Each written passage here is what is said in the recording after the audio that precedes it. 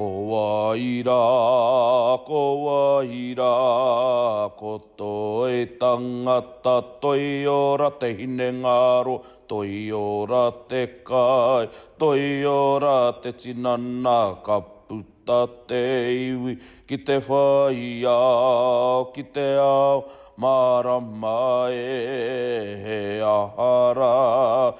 He ahara, he kokiri kaupapa, he mātauranga tuku iho, he whakapiki, i te iwi, kia tipu kia ora, kia toi tangata e, ko te pae, tawhiti, whoi o kia tata, ko te pae tata, whakamaua kia tina, tangata tū, tangata ora, kua tau, hei!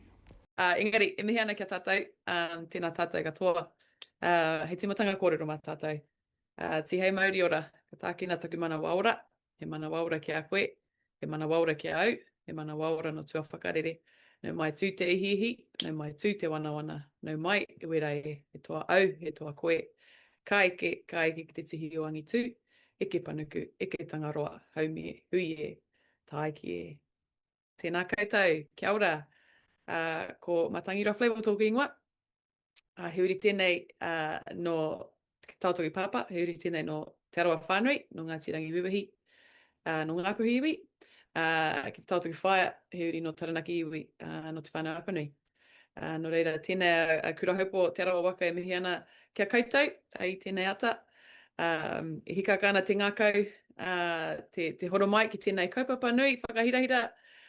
Me te mea hoki e mihi nui kia koutou ngā kai whakahaere ko ata whakarite i tēnei kaupapa nui. Me te tono mai kia ata wānanga, kia kōrero, mo tēnei kaupapa o te nekehanga, te movement. No reire mihi nui ana kia koutou. So, hei timatanga kōrero, koe tēnei, te kai whakahaere o te whare o te nekehanga. For those of you who don't know, my name is Matangiroa, and I'm the owner of the Movement NZ. As mentioned, on my dad's side, I come from Rotorua, from Ngāti Rangi Wiwahi, and my mum's side from Taranaki iwi as well. I am the youngest of 5, and I guess as this slide shows, I do come here and show up as one person, but carrying many people with me. And so my whānau is going to be a pretty big topic of conversation across my presentation today. So, hei ata ruku ki ngā kōrero nei, mō aku kōrero. I guess just to show you a bit of maybe 3 pillars for my kōrero today. And as that slogan says, how my experiences have shaped the movement today. 3 of them are, I guess, how I was raised. So, toki whakatipuranga. Tuarua is basketball, and I'm going to tap into that quite a bit. Basketball is my background. And then tuatoru, how both of those both of those pillars have influenced the movement today. So I guess for those of you who don't know, the Movement NZ, he whare ora tēnei. So the Movement NZ is a kaupapa Māori whare ora. So we are a gym based here in Kirikiriroa. And we started in 2020. And it has been a journey to get to where we are today.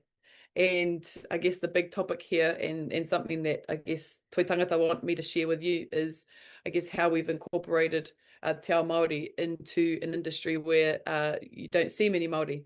However, times are changing now, and things are different. You see a lot more Māori getting into health and fitness, which is amazing and great for us as a gym, as a business.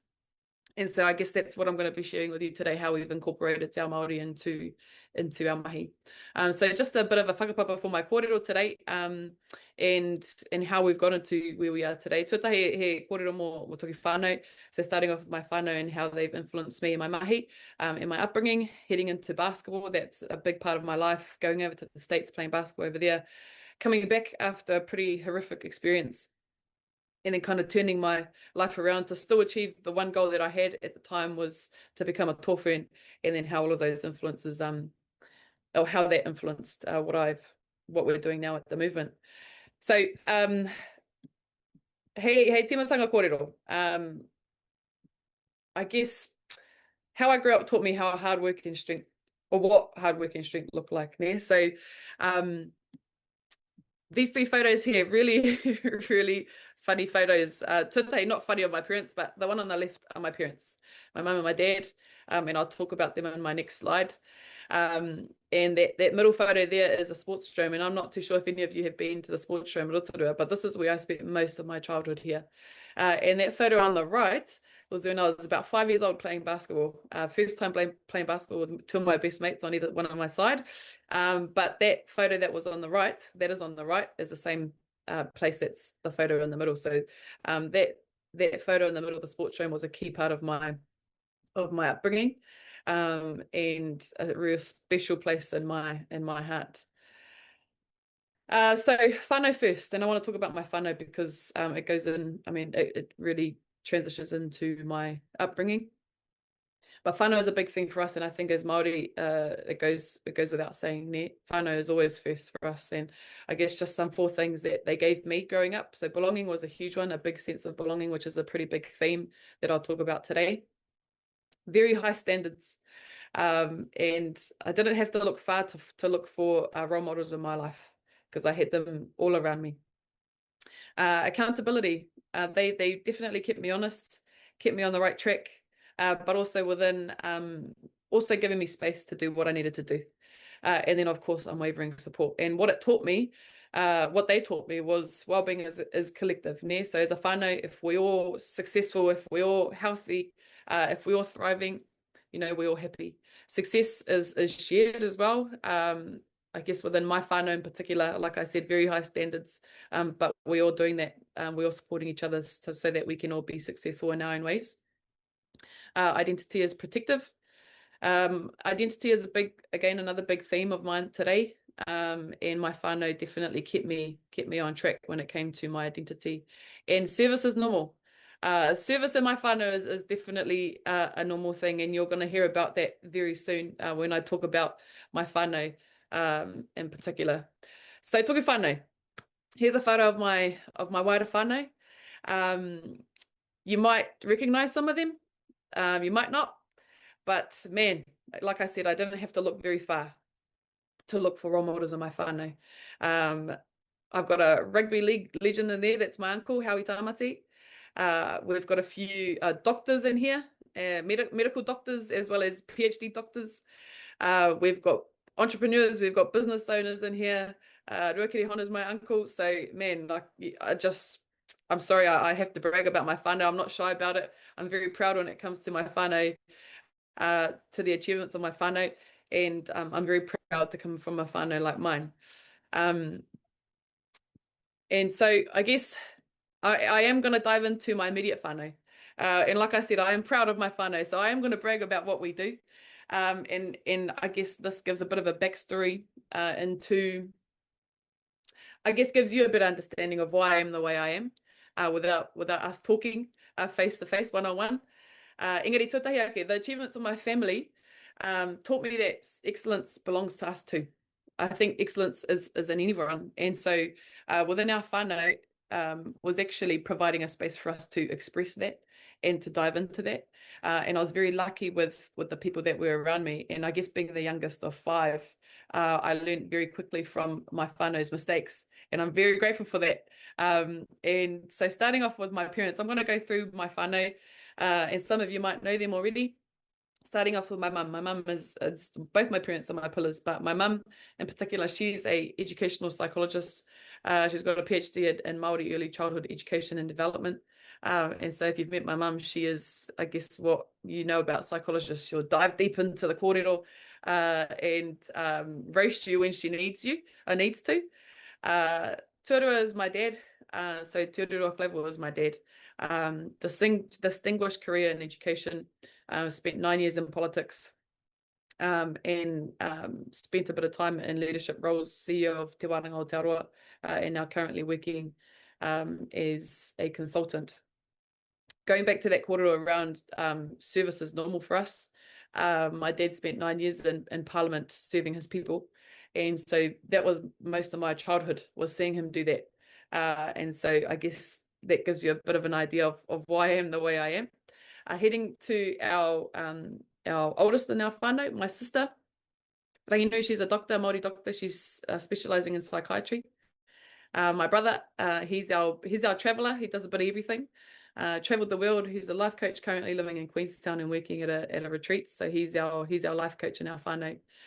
Media, which some of you might know, she is the founder of many successful businesses and brands, including Henna Collection, and she's a main piece of my kōrero today as I talk about the movement.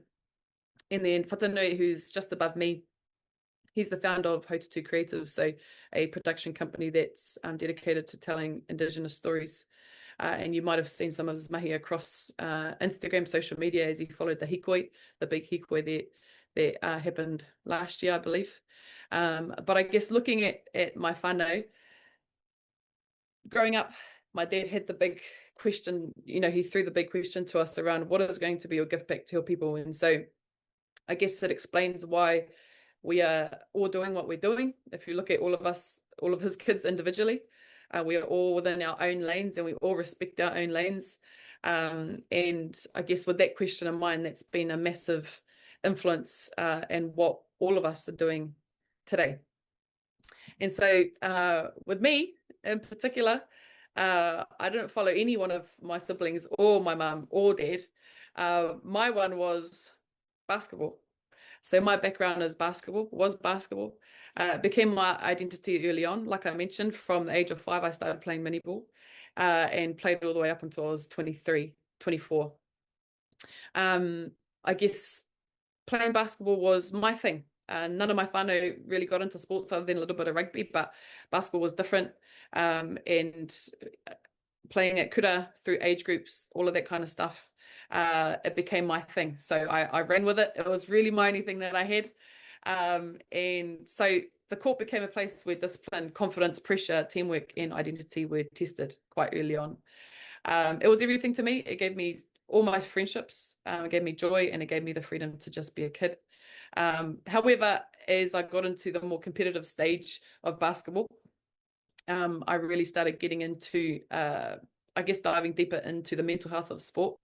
And that's why I'm a massive, I guess, speaker when it comes to mental health in sport and the influence that has on the movement today.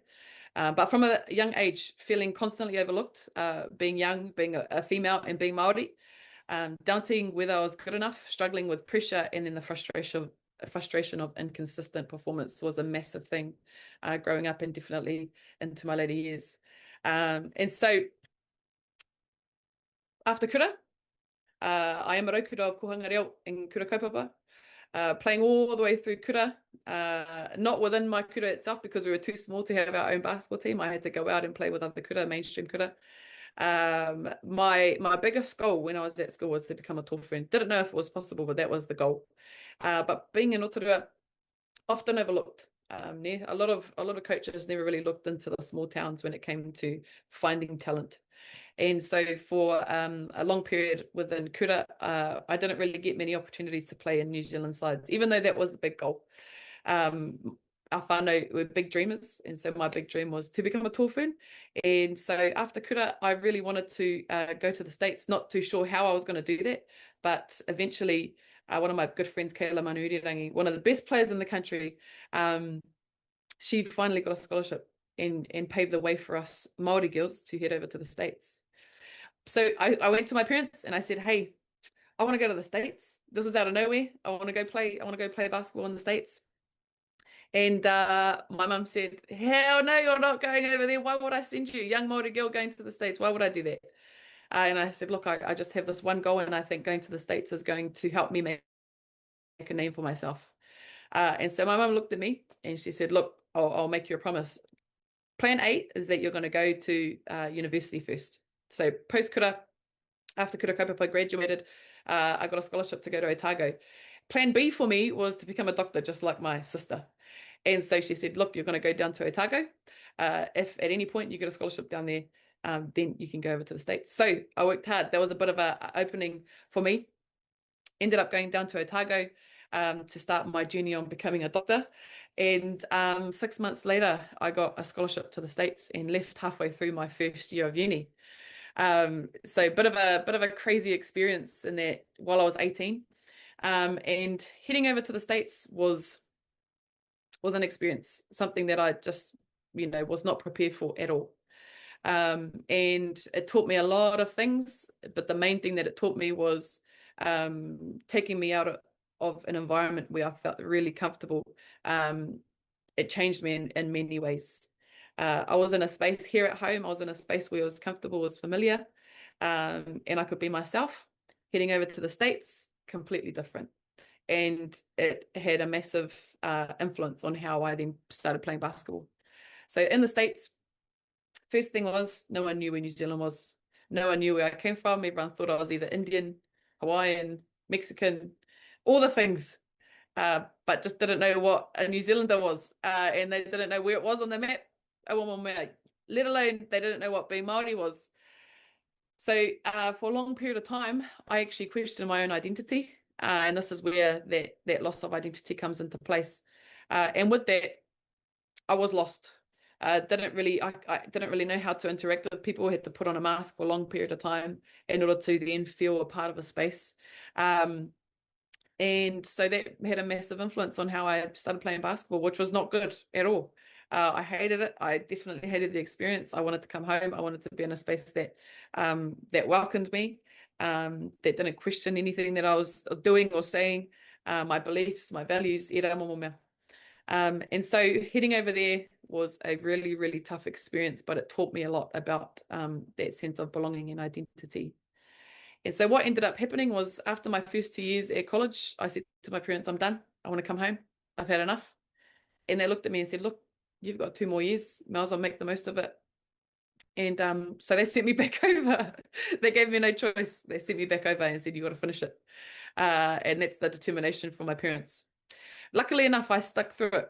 I transferred to Akura in Houston. So I was in Akura in Texas, a small town called Midland, very small town in Texas. So if you can imagine, and I'm not talking about New Zealand, Texas, I'm talking about America, Texas. So massive, massive space, but also a very small town.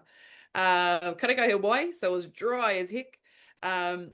It wasn't diverse. So ahua, redneck nei te ahua, Pākehā pia, and not very diverse in the culture that was there. I didn't have a car, didn't have much money. We were students, right? So kāre tino nui ngā whiringa I taua wā. We had to walk everywhere, and even though as New Zealanders it's quite normal for us to walk everywhere, it wasn't normal in Texas. And so there were snakes, there were all these different, weird, all these different things. It's actually all coming back to me now. And so I really struggled to adapt. And so 2 years after my first, 2 years after I moved over, I transferred to Houston, which is a beautiful, beautiful city. I love that place. It's a massive, massive city in America, in Texas still. But when I moved into Houston, that city was a lot more diverse. And so what I found was that I started thriving in that environment. There were multiple cultures in that space. I was in a kura that actually knew where New Zealand was. And so I could speak to them. I could create that relationship with them a lot easier. And that, again, had a massive influence in how I played. And I started playing some of the best basketball that I've ever played in my life. And I thought, oh my gosh, finally, it's happening. I actually believe in myself now to be successful in the sport. And little did I know, from that point on, things changed. So after my first 6 months in Houston, they named me captain of my team, and I had all the confidence in the world, all the confidence. And I thought, this is it. I'm going to crack it. This is how I'm going to make the Tall Ferns. And then I got injured. And I've shared a bit about this kōrero on my social media, so I try not to dive too deep into it so I can get into my kōrero with the movement. But that injury changed everything for me. And that really excluded myself from a lot of the team and my experience in the States. What happened later was, long story short, I got sent home. And it wasn't for any reason of, a lot of people thought there was drugs involved, there was alcohol, breaking the rules, the big massive thing that happened that got me sent home. There was none of that. What had happened was that I actually stood up for, some of the different behaviours that were happening within our team. And as players in sport, you are treated like a product. And at the time, you know, we've got 18 to 22-year-olds in the team, and I was 21 at the time, and I just didn't think it was right. So I actually went to the coach and said, hey, I think you could probably speak to us a little bit nicer, and treat us with a bit more respect.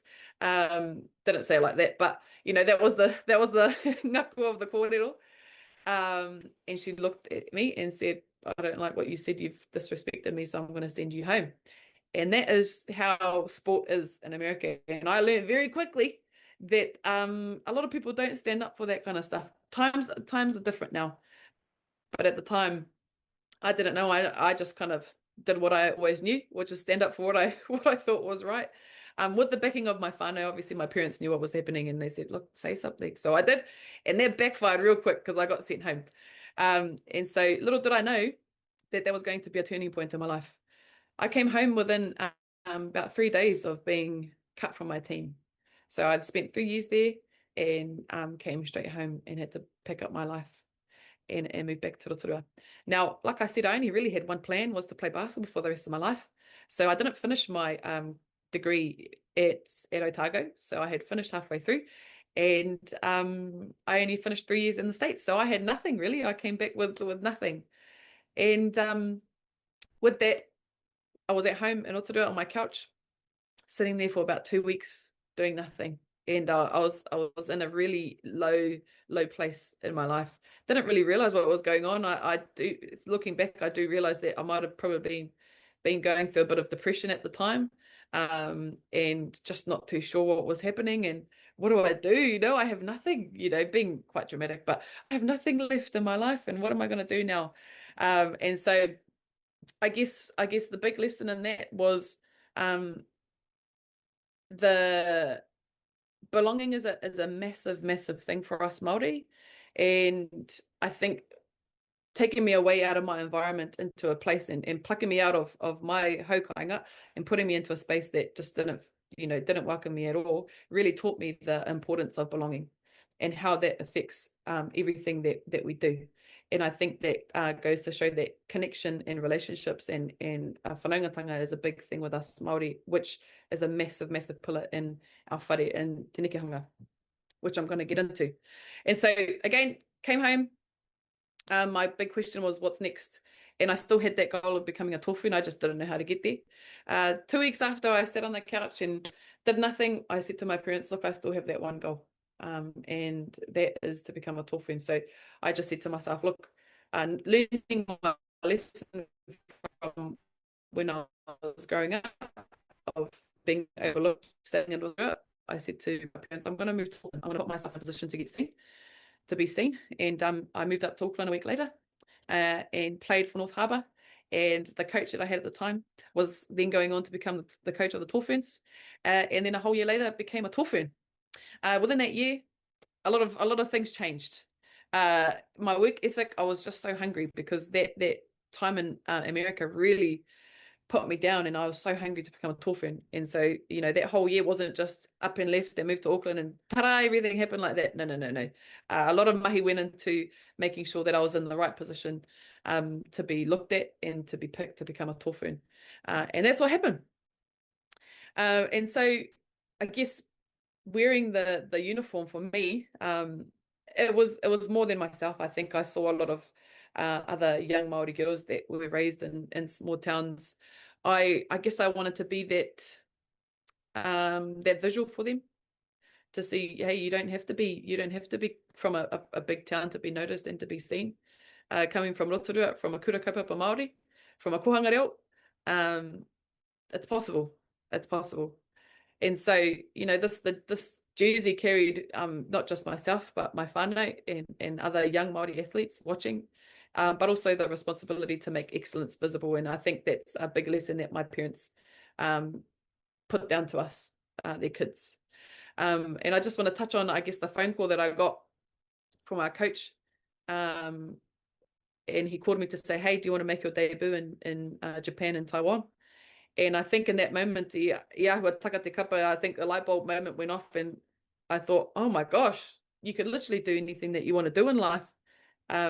Nothing's impossible, no matter the circumstances. You just got to put yourself in the position to thrive, and that was a big lesson for me. And again, a big pillar in our whare for the movement. And so I guess this is where the kōrero for the movement comes into place. This photo here, that's my dad. Looking angry as heck because he's probably judging us. This was the start of our journey for the movement. And I'm going to touch on my dad throughout our kōrero. And I'm just making sure that I'm running on time. This was the start of it. After going over to Japan and Taiwan, I came back, continued to play basketball for a little bit, but then moved from Auckland to Hamilton because my sister Media offered me a job to work with her. And so this is where it all began for us. When I moved down, Hine Collection was about 2 years old at the time. And so Media offered me a job to work in her social media department. And when I moved down, Media just had her baby, Te Hare, her eldest. And she was on her own health and fitness journey. And if you don't know too much about Hine Collection is an activewear brand. Initially started off for just wahine in particular, and includes all sizes, extra small all the way up to 10XL. She built that because on her own journey, on her own hauora journey, she couldn't fit any other clothing. I think the clothing only went up to about size 12 or 14 and she couldn't fit. And so what she done was actually, take on that responsibility of providing that clothing for everyone. And that's how Hine Collection just blew up. And I think in year 3 or 4, it just went crazy. But that's the backstory behind Hine Collection. So Media was on her own journey, and I joined her just to support her, I guess. And that was really the start for us. And so on her journey, we attended many gyms at the time here in Kirikiriroa. We went to many group fitness gyms. We went to commercial gyms. We went all over. But at a certain point, we thought, man, we don't actually feel like we are wanted in these spaces. There weren't many Māori faces in those spaces, and we really felt excluded. And it's not the nicest feeling to feel that way in those spaces like that, especially when it comes to gyms, because you're in a space of you're being quite vulnerable in those spaces, really pushing yourself to try something new. And we just didn't see Māori in there, and we thought, what is going on? This is strange. And Media realized, if we're feeling this way, quite similar to the activewear, if we're feeling this way, then we know for sure that so many other people are feeling the same. And as you do, you just open up your own gym. That's what Media does anyway. So she thought let's just do it ourselves. And so we did. That's exactly what we done. And I think just to touch on one of the kōrero here is the issue was never a lack of potential. Māori are strong, and we often got told that in gyms. But you just didn't see many of those faces in those spaces. And so the issue was whether our people had the space and the connections and that cultural grounding to actually then thrive in those spaces. And so that taps into what the movement is today. Now, the movement has never always been what it is today. It's been a journey to get to where we are. And it started as a response to what we knew and what we experienced in other spaces, and also what our people needed at the time. And in 2020, when we started, Media and I just thought, yep, let's just open a gym, buy some equipment, find a space, boom, that's it, we're on. And we're going to call ourselves a Kaupapa Māori gym. And the first person to grill us on that was our father. He was staunch in saying, how do you fellas call yourselves a Kaupapa Māori gym? What makes you special? What makes you say that you can do that? And we thought, wait, what? I thought this is what he wanted. I thought this is what we're doing. This is our dream. This is our goal. This is what we're destined to do. But from day one, he was the first person to say, what's going to be your point of difference? You can find a space, you can buy equipment, you can set up a space with loud music and an exercise plan and a training, all the things that you see in gyms. You can do that. But what's going to separate you? So we had probably 10 other gyms in Kirikiriroa. What's going to make you more special than those other gyms that are just down the road? And what's going to make people choose you? And Mary and I just thought, oh, he doesn't know what he's talking about. And I always laugh when I say this because he hates us for it. We just didn't listen to him because we were like, it's fine. We're going to use henna collection, really confident. People are going to follow us because of henna collection. A little bit later down the line, we built it, we opened it, and that photo that you seen of that was our opening day. It was a special day. It was beautiful, and we had a lot of people there. But we had like 5 members, I think, sign up to our gym, and we thought, what the heck? Where's everyone? There was all this hype, but where did everyone go? And my dad looked at us again and said, what's going to be your point of difference? What are you going to do? How are you going to get people through your door? And so, he was still hitting us with the hard question, and we just couldn't answer it. So we just kept doing what we knew. We incorporated all this training plan and all that kind of stuff. Looking down a year, we started building up momentum with our mahi. And finally, Dad said, look, your memberships aren't growing. So you need to figure out a way to grow your gym. And he said, look, this is what you're going to do. So he finally sat us down and said, this is what you're going to do. Te Ao Māori is what you know.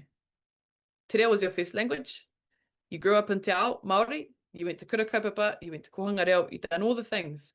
So why not incorporate that into the movement? And we immediately looked at each other like, what is he talking about? How are we going to do that? It's never been done before. So how are we going to do that? And he said, look, you're just going to start with one simple thing, which is what you already know, and that's a deal. And so finally we said, okay, we're going to listen to you. That's what we're going to do. And so this was our challenge, was to then start incorporating Te Ao Māori into the fitness industry. And Tutahi was, he said, start with what you already know. And so Tutahi was our reo. And so we started incorporating reo through greetings, through numbers, through changing the names of our classes. And so, every morning greeting everyone, morena, kia ora, ke te pēhea, tahi roa tori whā, kia kaha, all the sayings that you hear, all the common phrases that you hear within gyms. Haere tonu, kaue mangere, those little things. And so we started to then see that seep into a lot of our members. They thought, oh my gosh, we're hearing more reo. We want to be doing that. We already had a lot of reo speakers, but I guess at the time, being Māori wasn't necessarily cool like it is now. Being Māori was often overlooked. And so we just started small. And the other one was just building really good connection and relationships. And Dad was a massive one on this. As soon as someone walks through the door, you greet them straight away. You acknowledge them and you greet them. That was another thing that we started building, and then sustained through practice. So I guess us as leaders, Media and I, we were, I guess, just trying to pave the way for a lot of our whānau coming through our doors, because we also know what it feels like to feel uncomfortable in those spaces. So we tried to eliminate that with everyone that walked through our door. And I'm not saying everyone felt that way, but that was our main focus within our whare. And I just wanted to touch on one thing that really stuck with me, I guess. I think in 2020, 2 years later down the line, there was a moment where the light bulb went off, because we had 2 Pākehā women that joined our gym. And I remember saying to my sister, oh, this is going to be interesting. Let's see how they go in this Māori space. And they stuck with us for about a year. And every morning, like I said, would greet, morena, ke te pēhea, kia ora. And they would come in, good morning, how are you? And I think within a 6-month period, those 2 ladies came through in the morning, and I said, morena. And I said, morena, Jennifer. And she said, morena, ke te pēhea. And I think in that moment, I was like, I get it. I looked at Dad and I said, I get it. I get what you're doing. I now finally understand what we're trying to do and what we're trying to influence through our mahi. It was never just about the gym. It was about our people and what we're trying to influence. And so from that moment onwards, Dad always talks about it. You should have listened to me from the start. And we always have this argument, of going back and forth. But I guess it took a moment for us to actually realize and actually learn and understand what we're actually trying to do. And so what raised me is still visible in the mahi that I do today, and what the movement is today. So whānau standards, like whanaungatanga is key for us. And it's still the same. Every new member that walks through the door, acknowledge them straight away. And that's just what we do as Māori. On the marae, that's what we do. Cultural grounding and knowing who I am. The big thing is what I learned over in the States and that loss of identity.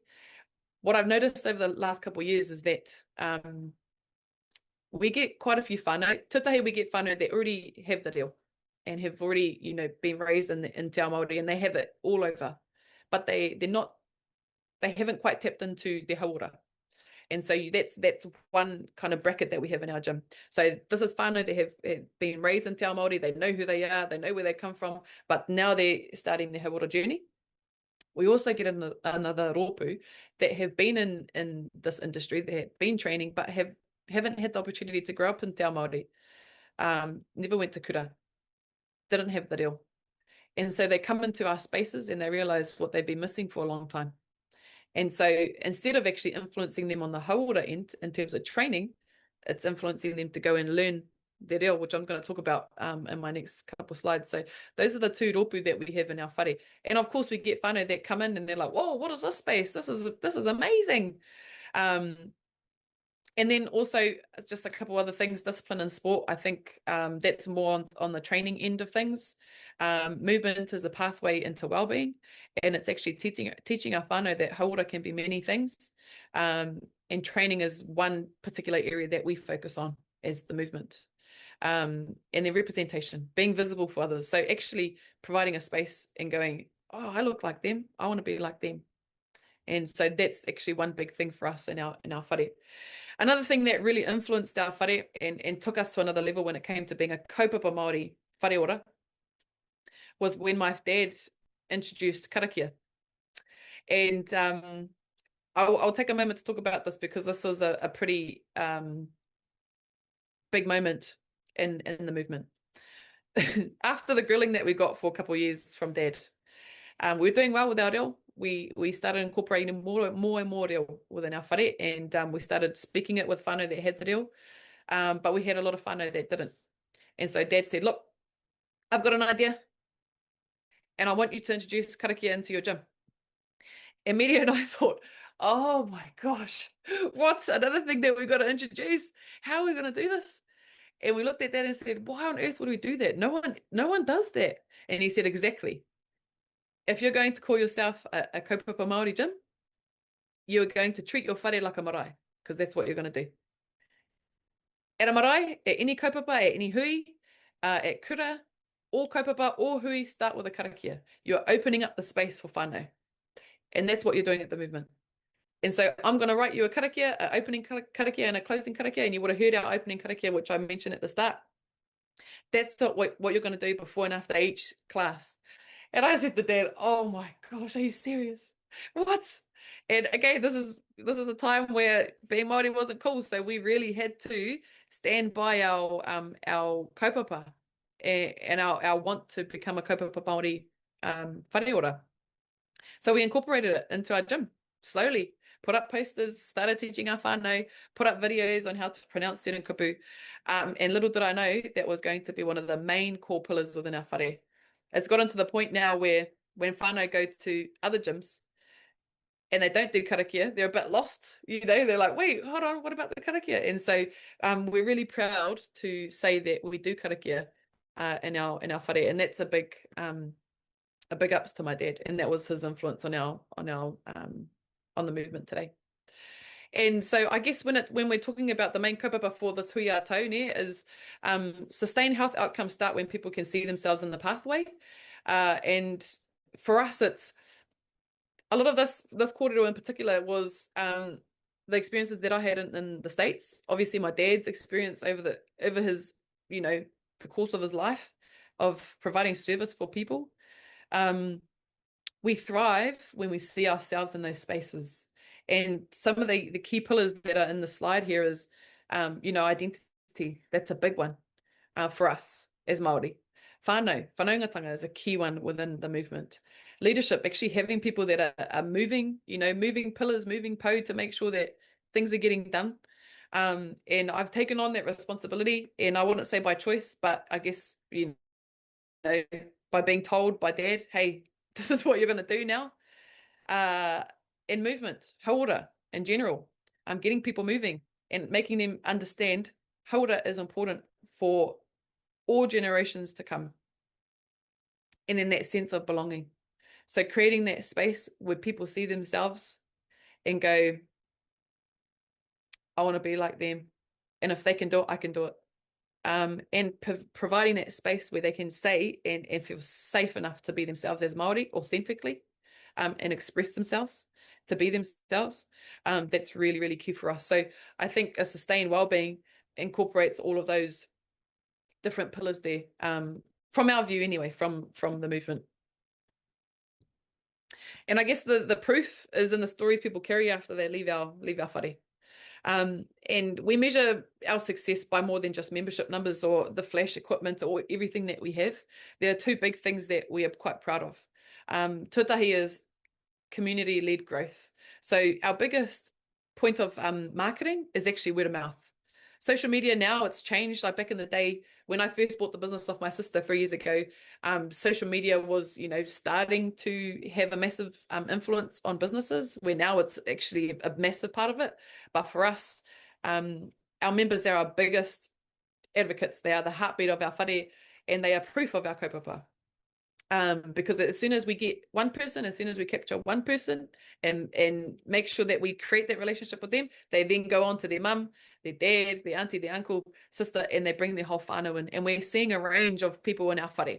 We're seeing 16-year-olds with all these rangatahi programs that we're running, all the way up to kaumātua now, which is something that we're really proud of. And tuarua is that cultural connection that I was talking about. Nearly 50 members that have come through our doors have that were first drawn by fitness, so they came in to start their hauora journey with training, have then gone on to enroll into full immersion te reo courses through to Whare Wānanga Waikato, through Te Wānanga Aotearoa, and we're really proud of that, which originally, like I said, when we first started the movement, it was never the goal until Dad had that massive influence, of getting us on track and saying, hey, this is actually what you're doing. Okay, so we're really proud of that effort, and what our members have then discovered while they've been within the movement.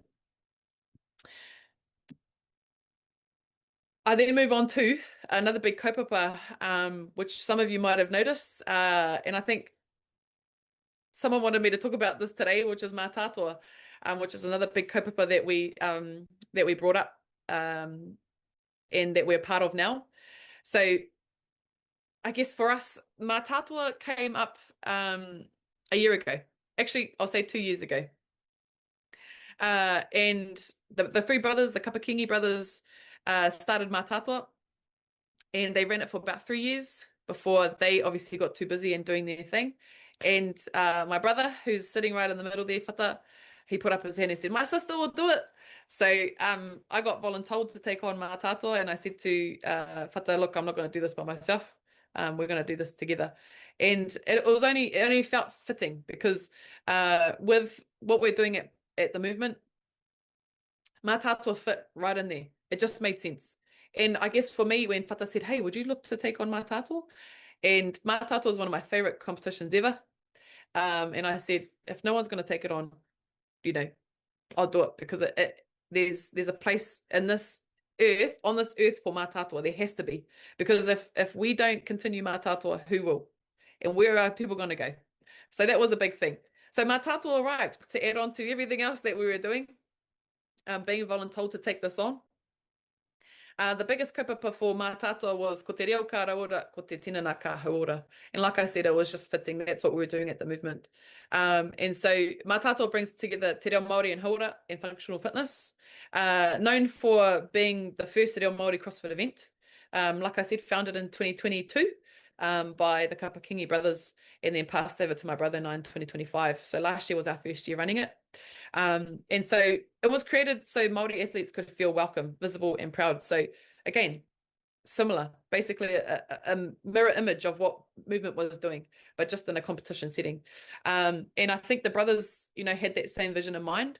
They'll go to gym, to competitions, CrossFit competitions, and you won't see many Māori there. And you're thinking, man, our people are some of the strongest there is. But why is there, why can't we see that? Why is that not being represented across these competitions? And so they decided to start their own. And man, I think over the 4 years, it's grown from 160 athletes to 400 athletes. Last year we had 400, and this year we are growing it even more, and we're running it even more. And I think this is a good place to, I guess, pitch this idea to Toi Tangata to be one of our main sponsors. So I'm just going to put that out there. And so that's another kaupapa that we've taken on. Very similar kaupapa to the movement, and we're running that side by side with the movement and Mātātua. And so I guess doing this with my brother and his background in storytelling, we asked the question of, man, okay, what can we add to this kaupapa of Mātātua if we're going to take it on? And putting together, I guess, combining our two strengths, his strength in storytelling and I guess my experience in competitions, we decided to add an element of storytelling into our workouts, and that's going to be our point of difference. So we transformed workouts into a platform for Waikato Tainui history for our first year last year. We dedicated each workout to a specific narrative from Te Papanui. So, for example, our first workout was to talk about the papakainga, acknowledging our papakainga that we're actually competing on.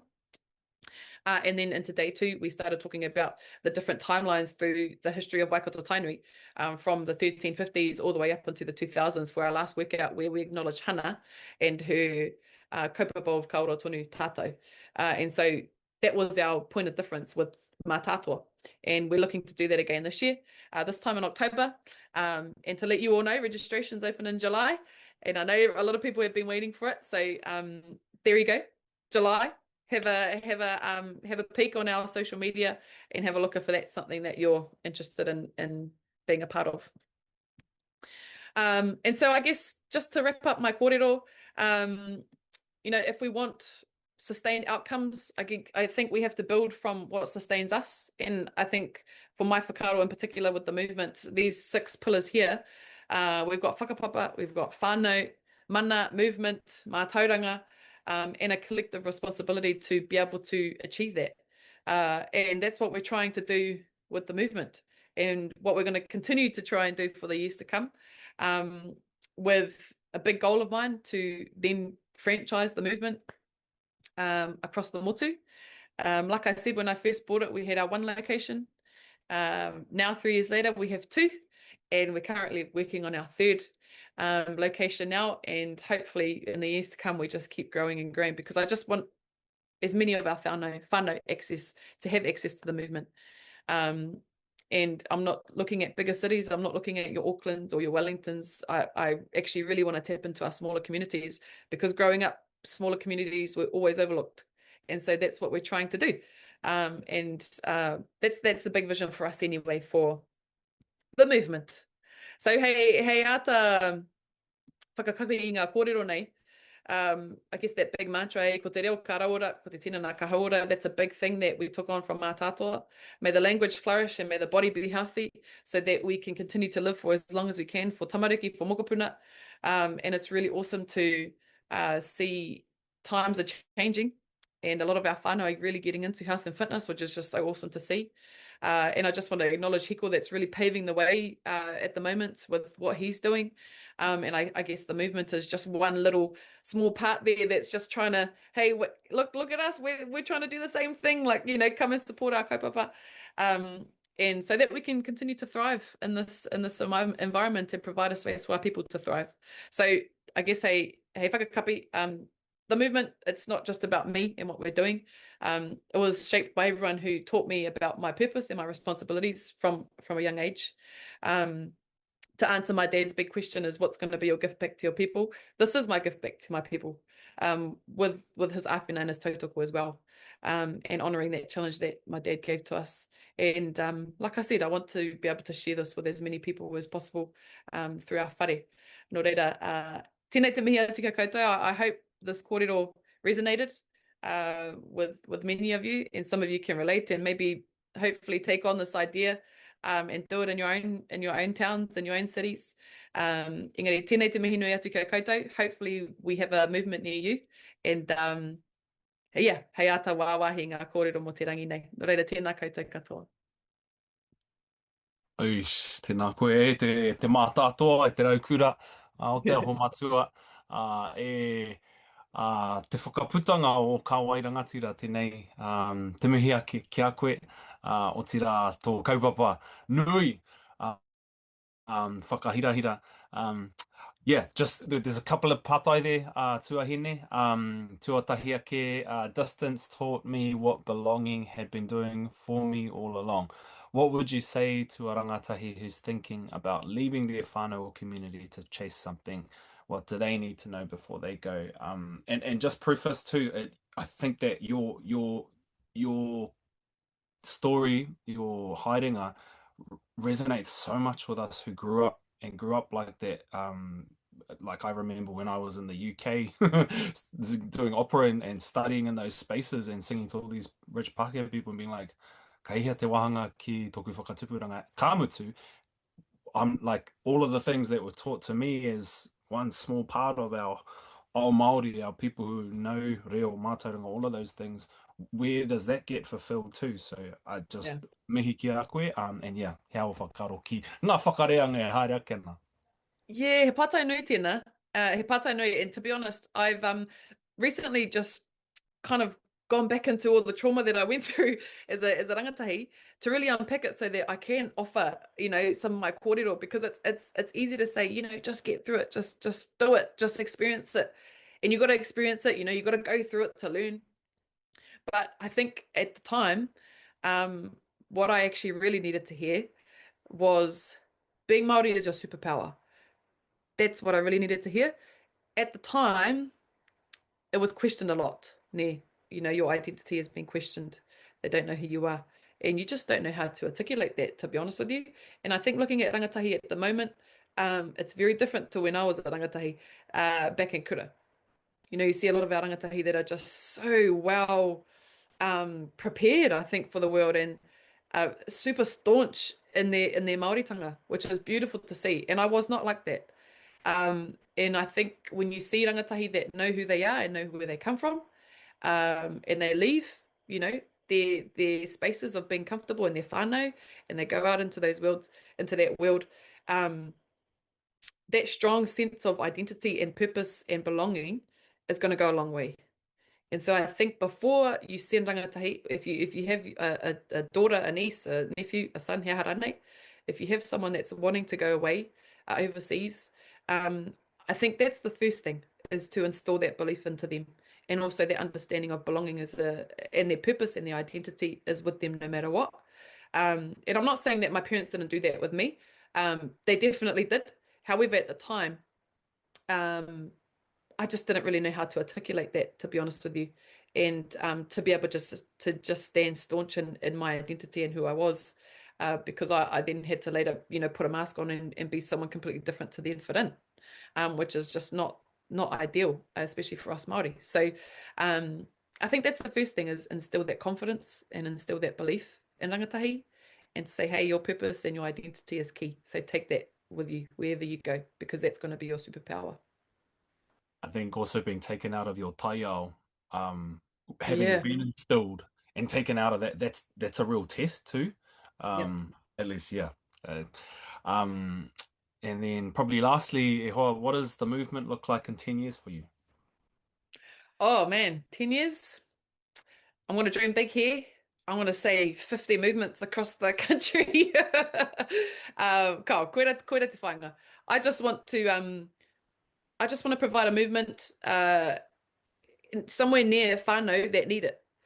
Looking at hapori, smaller hapori that need spaces, and a welcoming space for whānau to step into. I just can't imagine, our kaumātua going into a commercial gym and being welcomed like how we would welcome them as Māori, and saying, hey, you still got time? Come on, let's go for a run. It's not over until it's over, kind of thing. So it's just changing our narrative around hauora for our people. So in 10 years' time, yeah, that's the goal, was to have the movements thriving everywhere, providing as many spaces as possible for our whānau, and hopefully we're on the right track to getting there.